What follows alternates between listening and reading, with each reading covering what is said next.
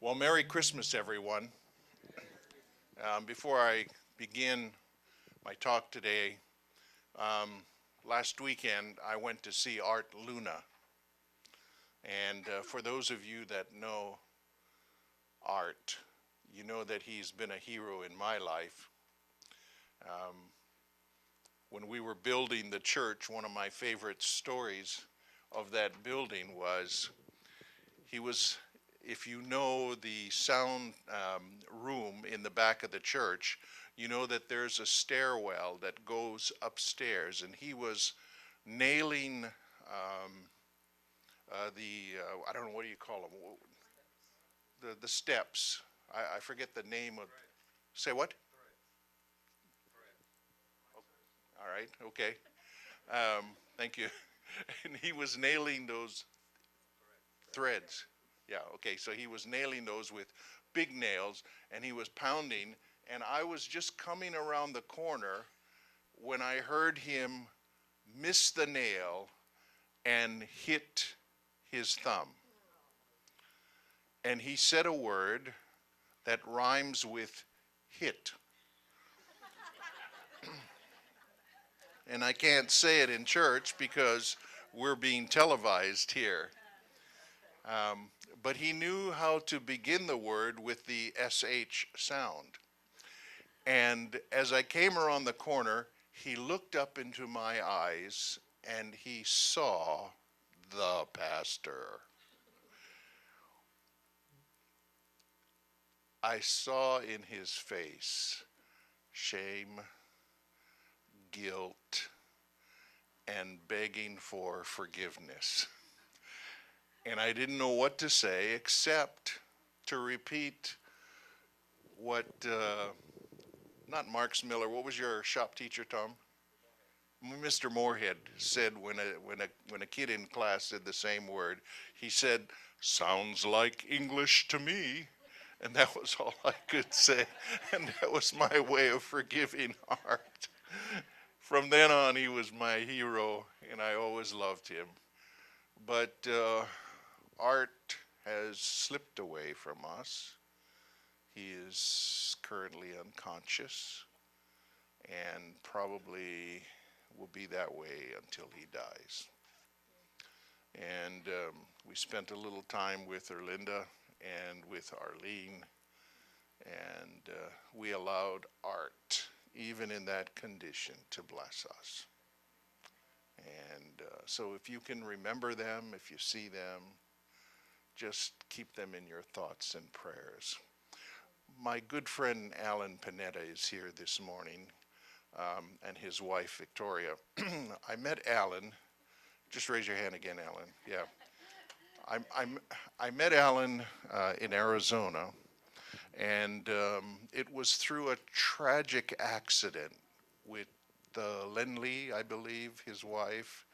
She had a terrible accident, was killed in that, and Alan and I went through some difficult times in saying goodbye to her and working things out, and there were logistics. And through the years, Alan has always kept up with me, calling me from time to time, and I'm truly blessed to have you here with us again. You know, it's when we go through hard times, our hearts are welded together. My dad was a welder, and I wanted to learn how to weld. And so the kind of welding he did was what we call stick welding. You have an electrode with a ground, and when you make the connection, it causes a big electronic spark. And that electronic spark is so hot that it melts both the electrode and the work that you're welding. And as you drag that stick along, it welds or joins those two pieces of metal together. Konimi and I have been welding our hearts together for 52 years.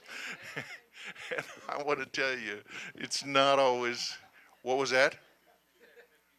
She said 51? Well, how long were we going together before that?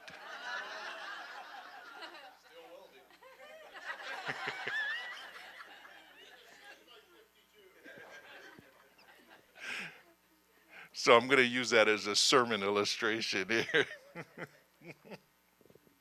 So here's hoping that everyone has had enough time to buy all of their gifts, right?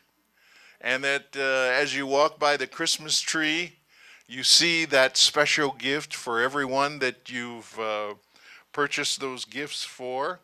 The other night I went shopping with my 3 grandsons. We had a great time. I said to them, what do you want for Christmas? Because I don't know what to buy you. They got all kinds of gadgets and they mentioned all kinds of stuff. I don't know what. So we went into the place and sure enough, I want that, I want that, I want that, I want that. So I asked Chris, I said, Chris, are you happy with what you got for Christmas from Papa and Mimi? And he says, yes. And then I asked Matthew, Matthew, are you happy with what you got from Papa and Mimi? Yes.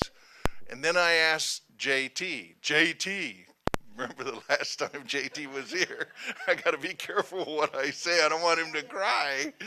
But I asked him, JT, are you happy with what Papa and Mimi bought for you?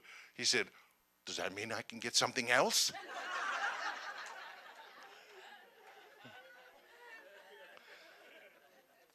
I'm telling you, boy, you got to watch those. Say what?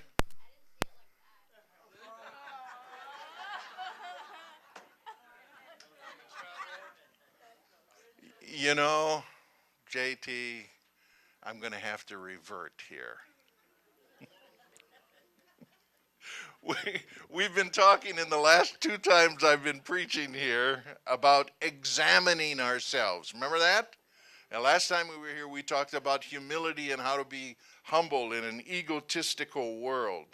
And that was kind of cool. We had a good time together. But when the Bible says examine ourselves, it is to determine whether or not we are close disciples of Christ. We need to look inward to see what we project outward to those around us. Theology and doctrines are not what discipleship is all about. What discipleship is, the ability for us to relate to those around us with whom we work, our families, our loved ones, and the people with whom we interact with. So discipleship is exactly what the Bible wants us to examine. It is in the day-to-day living with those around us where our discipleship is shown. How many of you have met people who know Seventh-day Adventist doctrines and teachings inside out but have hearts of stone? Have you ever met people like that? I have. I've been on the receiving end of criticism from people like that who cared nothing about interpersonal relationships but wanted to be so right about the teachings and doctrines. And that was so tough. Very, very hard for me to take. So today, I want to talk with you a little bit about how to be cool at Christmas. And I'm not talking about being fashionable, that kind of cool. I'm talking about being patient. The Bible calls it patient endurance. And how do we do that? We're touching on a subject here that is at the heart of family relationships. How many of you have been at the Thanksgiving table or the Christmas table and get into discussions either about politics or about religion or something where people go away from the table angry? Have you ever had that happen? No?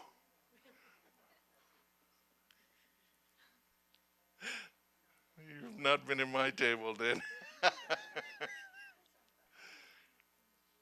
But we want to be able to be at that table and experience what it means to enjoy each other. We also want to learn from our habits, our ways of thinking, and the interactions that we have toward other people. Now, all of us, everyone in this room is capable of good behavior, right? I mean, all of you can, if I asked you, what's the best thing you've done for people? You'd be able to tell me, right? You'd be able to stand, well, Pastor Jim, I was like that widow that put in 2 pennies in the offering plate. You should have seen my sacrifice. You know, Eric Hoffer, in his book called The True Believer, says that our self-esteem rises as we are able to become selfless. I find that curious. The more selfless we choose to become, our self-esteem rises. We become proud of our selflessness. Isn't that something? It's amazing. And so we want to find out how it is that we are doing with those who are closest to us. Now, if all of us are capable of good behavior, what does that also mean? Because we are human, all of us are also capable of hurting people. Now, if I asked you to tell me a story about hurting, not hurting like, hurting other people, would you be able to tell me a story like that? Who said that? What did you say, Matthew? Plenty, huh? When was the last time you hurt somebody? Who was that? Uh-oh. Chris is leaving. Yeah, we all are capable of hurting people, making people feel bad and making people pay. And so we want to be careful about that, and we want to understand what does the Bible mean by patient endurance. And so Christmas can be a time where it is difficult for us as we come together. And so we have to remain cool at Christmas. Now, I've listed 3 things here that I believe are integral to us remaining cool under most circumstances, not necessarily only at Christmas. But if we can keep these things on the back of our minds, in the back of our minds, if we can tattoo them on the front of our brains so that when we begin to think and fall into trouble with other people, we can remember them and we can steer ourselves back on the track. Number 1, are you ready? In order to stay cool at Christmas, you don't have to be right all the time. You don't have to be right all the time. It's okay if you're wrong, or better yet, you don't have to insist that you're right. Now, if you get into an argument over current politics, can you see how easy it would be for somebody to be really right and somebody to be really wrong? Is that a place we want to go at Christmas time?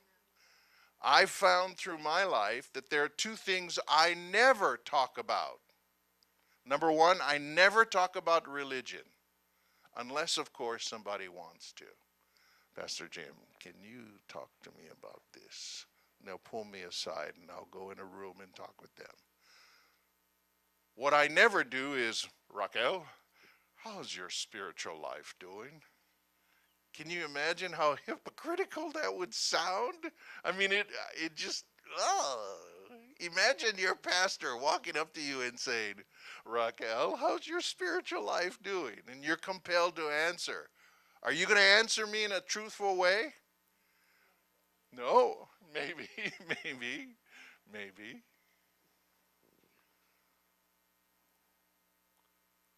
You don't have to be right all the time. Most hurts that are committed on us or that we lay on others comes at the hands of our attempt or somebody else's attempt to be right about something. Every fight that I've had with my wife is over who's right and who's wrong. I don't want to do that. We as humans are bound and determined to make our world revolve around what we think it should be like. And we are willing to risk feelings being hurt, broken relationships, even broken homes, just so that we can thump our chest and say we are right. It can be as big as, did God create the world 6,000 years ago? Or it can be as small as, what recipe are we going to use? My wife last night, she was going to make a chicken dish. And I said to her, what are you making? She says, well, I'm going to make shoyu chicken. So she went to the book place where we have, pulled out a recipe book, and she says, I'm going to use that. And I said, oh, no, no, no, don't use that here. And I went and got this other book and brought it and put it down in front of her, said, use that.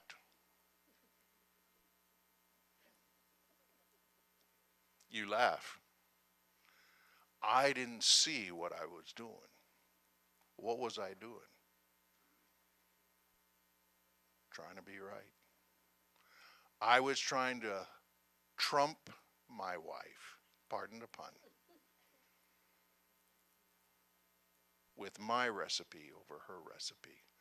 Now, I want to tell you, she was using a pressure cooker to cook the chicken, right?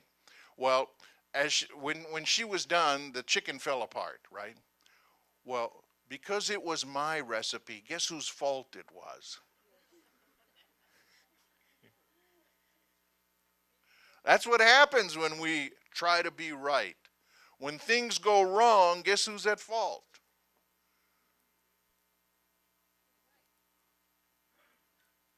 We don't need to be right. In fact, if we try to be right, we're almost always wrong.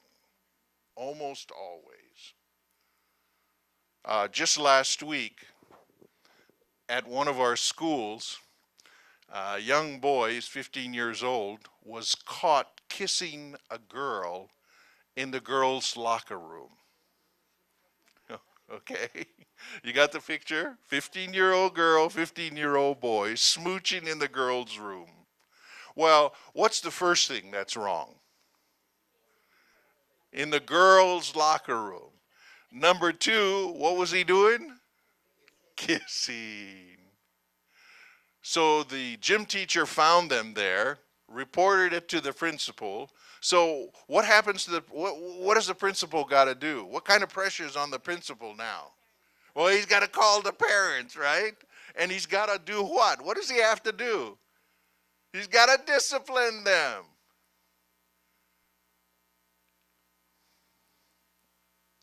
So the kid came to me and he says, Pastor Jim, what am I going to have to say? And I said, well, how do you feel? He says, well, I feel sorry. I said, wait.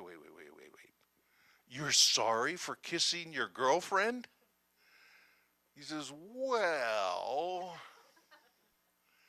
I'm sorry for doing it in the girls' room, and I'm sorry for getting caught. And I said, what happened? Well,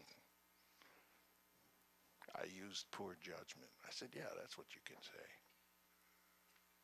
So when the kid walked into the principal's office, he had a good speech ready, but he wasn't sorry.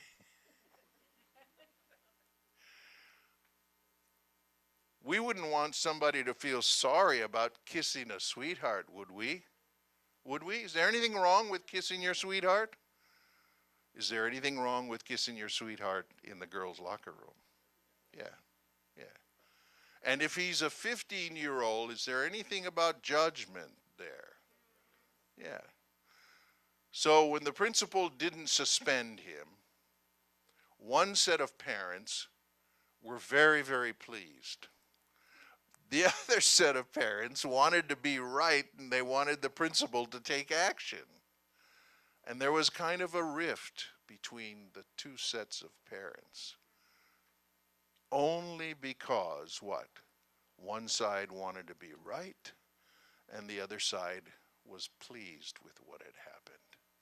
Real life situations. We don't want that to happen at Christmas time. The second thing that we need to keep in mind as we interact with others is that our opinion about anything is not universal. Do you ever meet somebody who says, I don't understand my wife. I don't know how she can see this and not see what I'm saying? What is that person asserting? That their view is universal. Everybody should be smart enough to see what they believe, right? And it's the back end of trying to be right. Other people have ways of thinking, they have other ideas, they have other ways of doing things. And so it's a very important thing that at Christmas time, we've got to be very careful that we don't try to use our own opinions, the way we think, we think things ought to be done as being universal. Just because you do something one way doesn't mean that's the way that everybody should do it. Well, finally,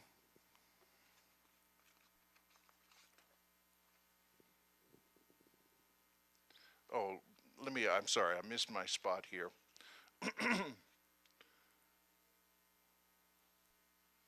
As our children get older,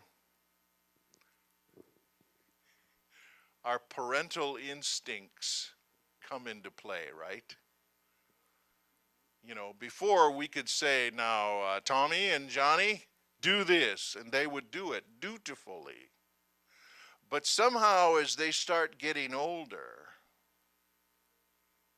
they don't want to follow directions, right? I remember one time, Johnny, I went into the bedroom, I said, John, time to get up. I don't want to get up. John, you got to go to school. I don't want to go to school.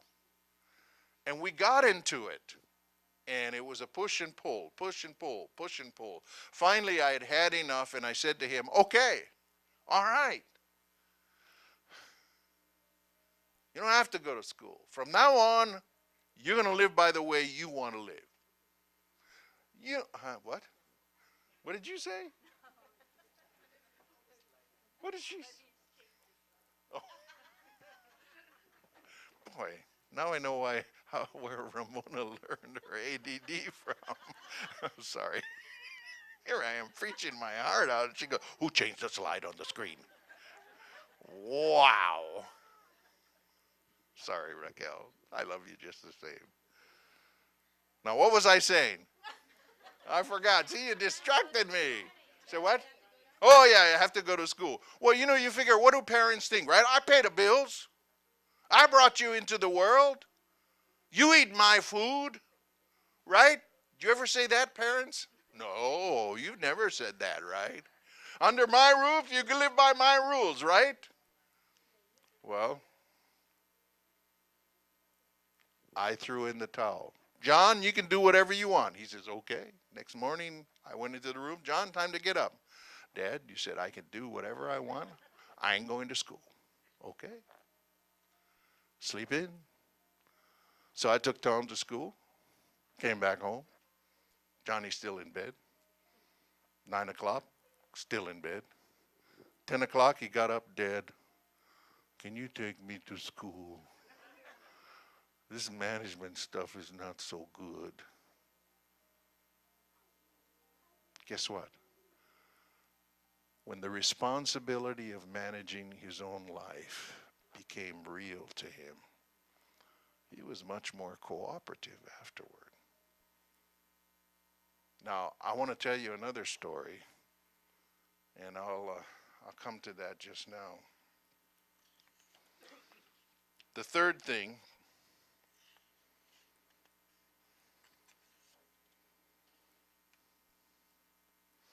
oh, sorry, I forgot to number my pages. Just this last week, Johnny called me, and he was talking to me, and he said, Dad, you've been a huge influence in my life. And I said, oh? He said, yeah. He said, I remember one time you and I and our family went fishing. We got up in the morning and we went to our spot, and I saw where you were fishing, and I went downstream. because I wanted to smoke a cigarette. And then I turned around while I was smoking, and there you were dead. You're sitting on a log. You weren't saying a thing. And you weren't judging me. And I knew that even though I was smoking a cigarette, you were okay with it. And it was a time when I really felt loved by you, Dad. Now, what Johnny doesn't know is that when I walked downstream, I knew what he was going to do. And I was sitting on that log waiting to get up the courage to say to him, "What are you thinking? Don't you know you shouldn't smoke, you dummy?" I was waiting to do that. Can you imagine if I had had the courage to do that? How, at 40 years old, Johnny would have remembered that. It's only by the grace of God that he sealed my lips like he sealed the lips of the lions in Daniel's tomb. Can you imagine how different that story would have been? In his mind, I was a hero. In retrospect, I was an idiot. Because I wanted to control him. I wanted to be right. I wanted my values to be his values. Can you imagine what we do to our children when we make that happen? And then finally, number 3, here we go.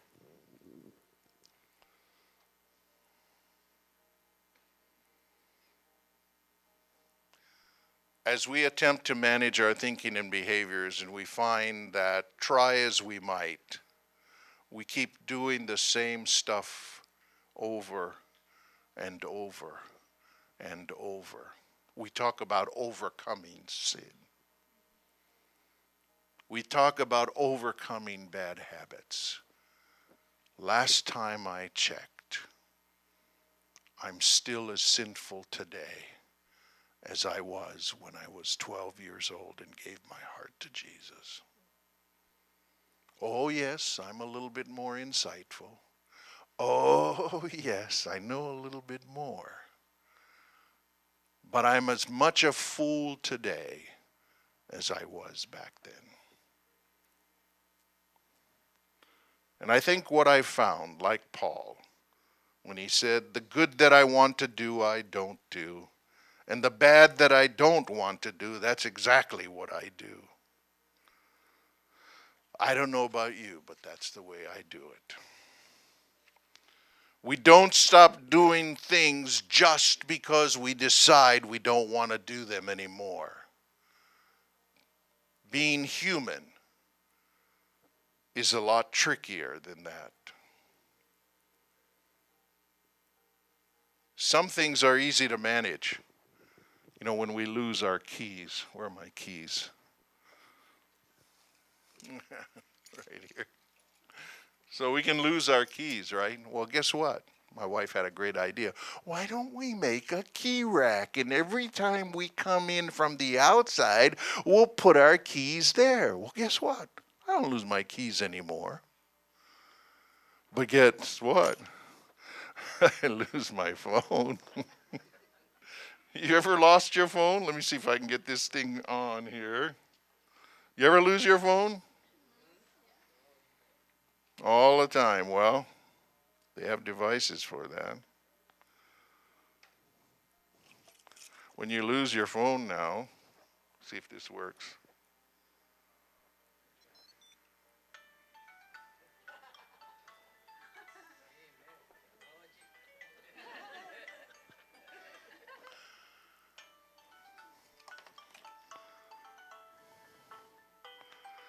Now let me shut this thing off.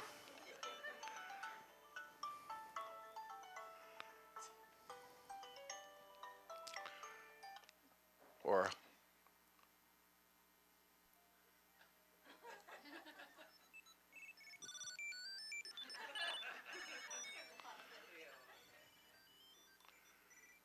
guess what? I don't lose those things. Those kinds of things are easy to overcome.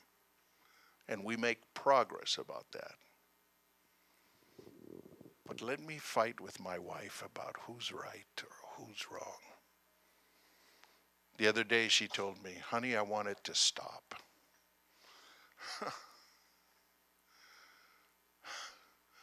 How am I going to stop being an idiot?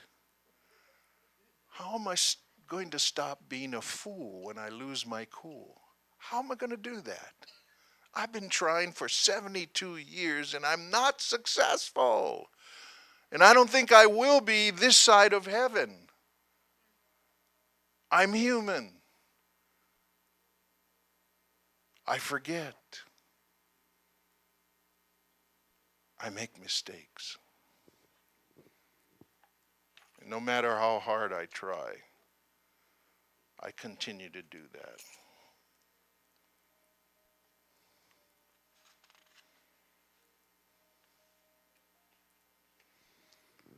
I'd like to quit telling others what to do.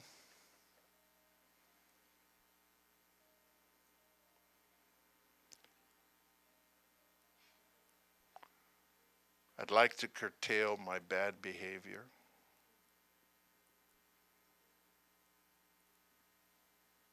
I'd like to stop judging people. Maybe someday it will happen. But as I look at my life now, I'm a little less sure now that I have all the right answers.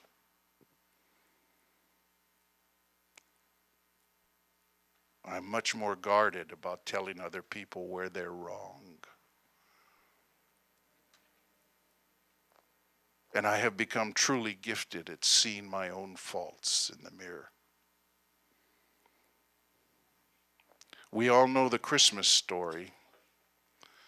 And what I realize now is that the Christmas story is this. Jesus, who though he is God, chooses to allow us to live our lives as we choose. He never bickers with us about our trifling misdemeanors. Instead, he nags at our hearts with his undying love and forgiveness.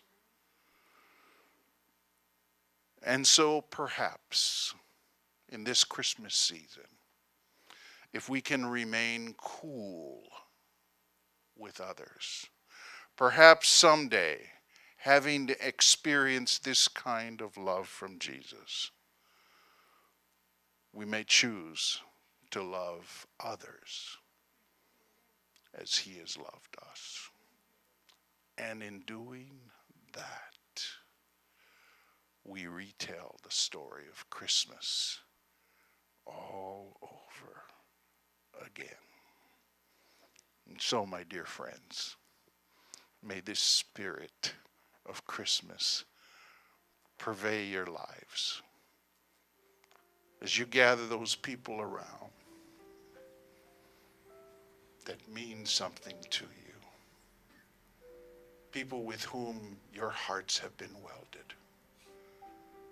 May Jesus be your ever-present guide, and may you be willing to be as generous with others as he has been with you. Merry Christmas, everyone. Stay cool.